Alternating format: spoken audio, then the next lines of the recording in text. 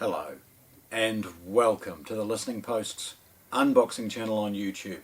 Today I'm unboxing McIntosh's brand new valve preamp, their C2800.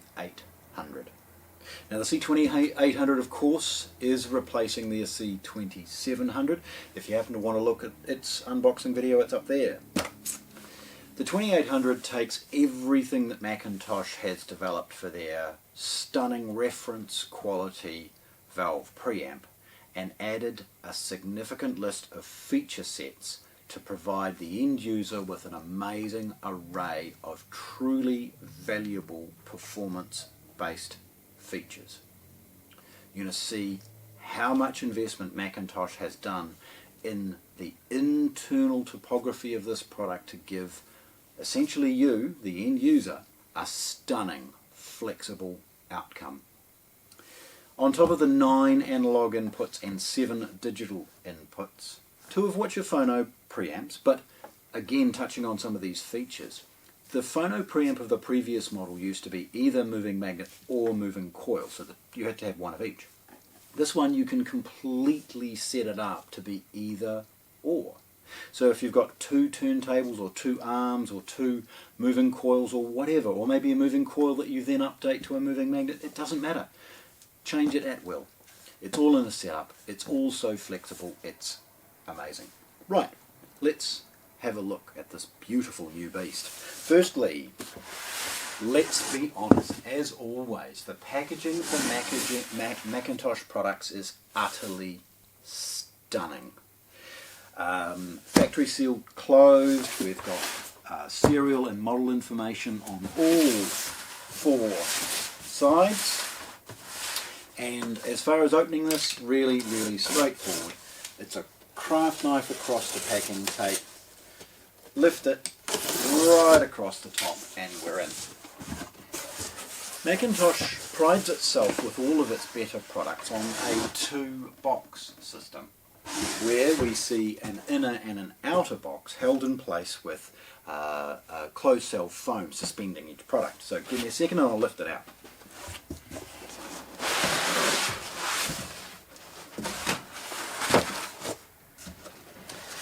So the outer box is essentially exactly that. It's just a protective layer to ensure no matter what the freight companies might do, this product's going to arrive to you in perfect condition. So there's 4 pieces of cut foam.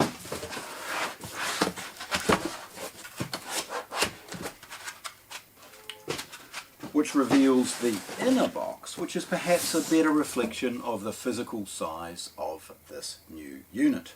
Again, we've got scannable information associated with the model and serial number, and again it's sealed closed with McIntosh tape.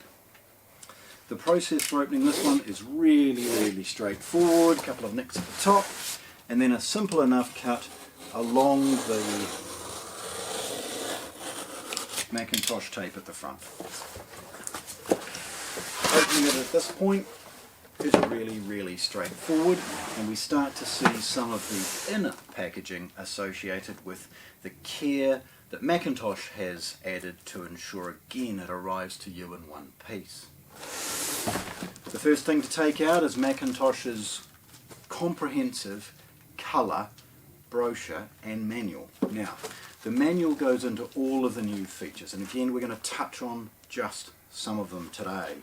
Nevertheless, wonderful to see an excellent, easy to read, easy to utilise manual provided with the product. There's a cutaway closed cell foam, very much associated with the product itself.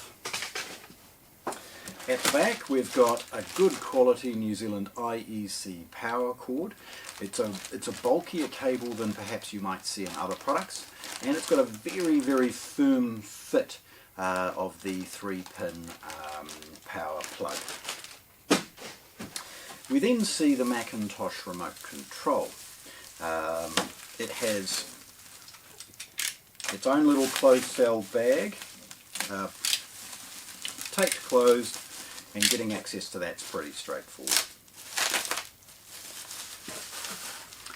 Opening it up, we see how of the fit and finish associated with the remote control. It's a lovely comprehensive remote.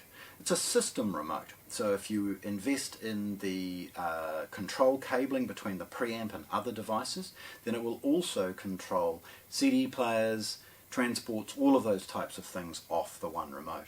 It also helps you to navigate some of the inner parts associated with the preamp use itself. Just put that off to one side. Now the product itself, the big power amplifiers from McIntosh are often bolted down into all sorts of things to ensure that their weight is distributed in the packaging. The lighter products like the CD players, and in this instance the preamp, just sit inside the custom packaging. Now you'll see here an example of exactly that. The cutouts fit perfectly into the feet on the bottom of the product, and obviously there's more holes than is required here, so this template is probably utilised for other products like the CD players perhaps as well. Right, get rid of that. Now the preamp itself is then inside an oversized plastic bag. Opening that, very, very straightforward. A couple of nicks on the 3 pieces of sellotape, and the bag easily slides off. Returning that to an upright position and rocking it gently means we can then take it off the final feet. In the bag there's a basic desiccant bag. It's in a little soft fabric bag to ensure that if it floats around it's not going to damage anything.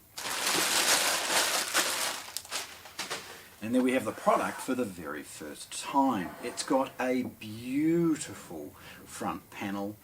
Everything is printed on the inside of the glass to ensure that no matter how this might be, how long it might last in your home and how many times you might sort of rub parts, none of the printing is ever going to rub off. And a quick clean with a glass cloth and it's back to basically new. Tipping it forward for a moment, and this is just to have a quick look at the product. We see again, like the C2800, the valves are in a illuminated glass panel. It's worth mentioning that this panel, and please hang around for the photographs. I'll light this up, you'll see it all operating, and we'll get some close-ups of how beautiful they've chosen to present this product when it's working. Basically it's got illuminated lights associated with its startup and warm-up process, and then the operation. Nevertheless, looking at this product at the front, we see firstly a protective, oh no, I think that's the sellotape from the bag. I've just caught that on the way through. We see the basics that we expect from McIntosh. From a design perspective, it's got the wings of aluminium and then the glass panel. In the centre we've got a McIntosh logo, and as always an emulation of the model, which in this instance of course is the C2800 Tube Preamp. We've got a left and right output VU meter, which can be is illuminated, and that illumination can be turned off to be less distracting if required. We've got a rotary encoder associated with the input control, but there's a lot of hidden features. And as I look at the back, and I'll discuss a few things later, the pushing and holding element to get into the preamp's setup is critical to be able to utilize many of the new features that McIntosh has introduced. Nevertheless, underneath the input control, we've got McIntosh's quarter inch 6.35mm headphone socket. It features McIntosh's HXD. Now this is kind of like a room feel approach to things, giving you a more spatial feel, particularly if you're using a closed back headphone. So that's a wonderful feature. We see output 1 and 2, and again hang around for the photographs. These are illuminated with a red light. The output 1 and 2 are you can turn them on and off. It's worth mentioning that they've introduced a key feature associated with these outputs with a high and low pass filter option, which can be activated via the setup. Again, I'll touch on that later. We've got a 2-line dot matrix display that changes with volume, balance, and all of the elements of setup. as well as introducing all of the navigation through the menus for some of the features that we can change. We see a basic tone defeat button and then a mute. Lastly, we've got a red power switch, and if you push and hold that for a prescribed period of time, it will reset the unit to a factory state. Lastly, we've got a rotary encoder volume control, which is also what is utilised to help navigate the menu. Above the main display, we've got its IR sensor, and that's basically it as far as its front display. It's hidden away so many of the control features to ensure that it emulates McIntosh's design 100%, and the new features are disguised. Rocking it forward, we see some basic measurements associated with the digital to analog converter and its ability to process certain inputs. It's worth mentioning it's got a 32-bit quad differential DAC, 24-bit 192 on its traditional inputs, so that's coax and optical. With DSD and DXD, it'll run up to 386 kilohertz, so extremely high resolution, albeit from the USB. We see mention of its total harmonic distortion, both at massively low noise floor, and it's wonderful to see that those qualities have been emulated in this new model. As before, McIntosh have also utilised a quick line drawing of the operation of the product, showing the inputs, outputs and switching as part of that ode to McIntosh and their design. Looking at the side, we see an emulation of previous designs where we see almost a breakdown of the control and power in one sort of sub-chassis and the analog in a second chassis. There's a bit of ventilation, as we saw earlier. Now, it's at the back that things have changed radically in this model. They've introduced not one, not two, but three single-ended and balanced outputs.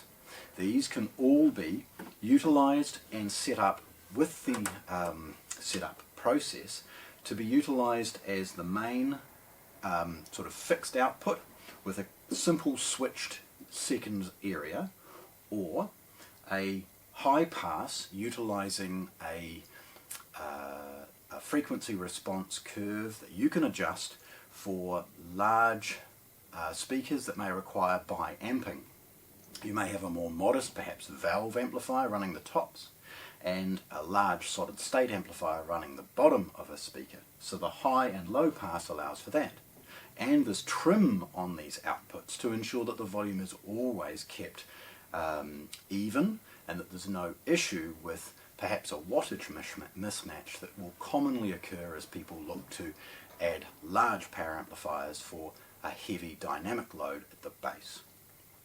The third output is specific to managing subwoofers, and again it can be set up for both stereo outputs or mono subwoofers, and the frequency of that adjusted as well. Beneath the three outputs, and these are clearly labelled, really easy to know which connections you're going to be utilising and which ones are best for you. Beneath that is a series of three balanced inputs. And again, hang around for some close-ups. I'll make sure that all of this is covered off. These are simply labelled 1, 2 and 3 because as part of the setup you can change the name of any of these inputs at will. If you're not using them, you can turn them off. If you're using one for a CD player and one for a DAC, change the label if you wish. One of the features McIntosh has added in this new preamp is a processor loop. Now this we could utilise for a high-end tape deck, an external processor of room equalization, or something like a reel-to-reel. All of those types of high-quality sources that require a loop for monitoring or recording purposes. Then we see a series of unbalanced inputs, 1, 2, 3 and 4, before we touch on the two phono inputs. Now again, I touched on the fact that previously these were labelled as MM and MC. Now they're just phono 1 and 2 because you can utilise the setup to adjust the dB gain as required, as well as the load associated with moving coil cartridges as well. They've got amazing quality binding posts for an earth. I mean, completely over-engineered as you would expect from McIntosh, and it's wonderful to see that there's 2 of them available. The boring side of things we see over here with the serial number and the IEC power socket. There's a USB for the purposes of servicing and software, and then there are trigger outputs and a theatre bypass output. Now, quite unique, I believe, to McIntosh is that any of the analog inputs, both balanced and single-ended, can be allocated as a theatre bypass mode. So if you've got a multi-channel home theatre amplifier doing the grunt work from a processing perspective, but this through a stereo system running the fronts, you can simply connect a very simple 12-volt trigger out of the theatre amplifier. When you turn it on, this goes to a theatre bypass mode, turning off its preamplification and running straight into the power amps to allow the volume control of the home theatre amplifier to do the grunt work. There's a few other triggers and other things as you would expect, as well as IR control and RS232. The data ports are associated with a cascade of other McIntosh products and are utilised typically to be able to control other McIntosh products like a CD player most commonly. Then, and unique to the new model, we've got a network socket. Now this is not an input for a streamer. This is the ability via McIntosh's new control app to be able to adjust every parameter of this amplifier using McIntosh's app. Now this is ideal if you're utilising this as a hub where you might be running the second outputs through a lesser amplifier to drive something in another room, or most likely outdoors perhaps, where you're outside enjoying the sun, you don't want to have to go back inside to change the volume. Well, you can do it now wirelessly off the app, and again you can use that app to help set up and save the parameters that you want to play with from the comfort of your living room chair, and that is ideal. Now, saving some of the best for last is McIntosh's now renowned DA2 DAC module. The traditional coax and optical digital inputs are superb quality and make everything sound amazing. Even a basic streamer seems to have a lift in performance just by plugging it into one of these superb DACs. But they've introduced, the MCT link for McIntosh's CD players and transports, the asynchronous USB for the ultra high resolution sources, and can be utilised as a room source from one of their nucleuses if required as well. The HDMI features audio return channel, but it's not just that. You can have any number of different settings changed associated with CEC control and audio return from a TV. And if that television, like many, which might be trying to spit out Dolby Digital or DTS, or maybe your Blu-ray player is attached as a source, the DAC has more than enough capability to be able to bring that down to a stereo source, decoding all of those multi-channels back to stereo before passing through the DAC and into your front speakers. So it's stunning to see such a well thought out piece of kit in something that has such a pedigree of performance like this new product. Astonishing performance, immeasurably low noise floor, lovely warmth and articulation to the sound, superb feature set, second to none in its price point. So there we have it, McIntosh's C2800 valve preamp, unboxed here at the Listening Post in Christchurch, New Zealand. Thanks for watching. If you want to see more, subscribe to our channel.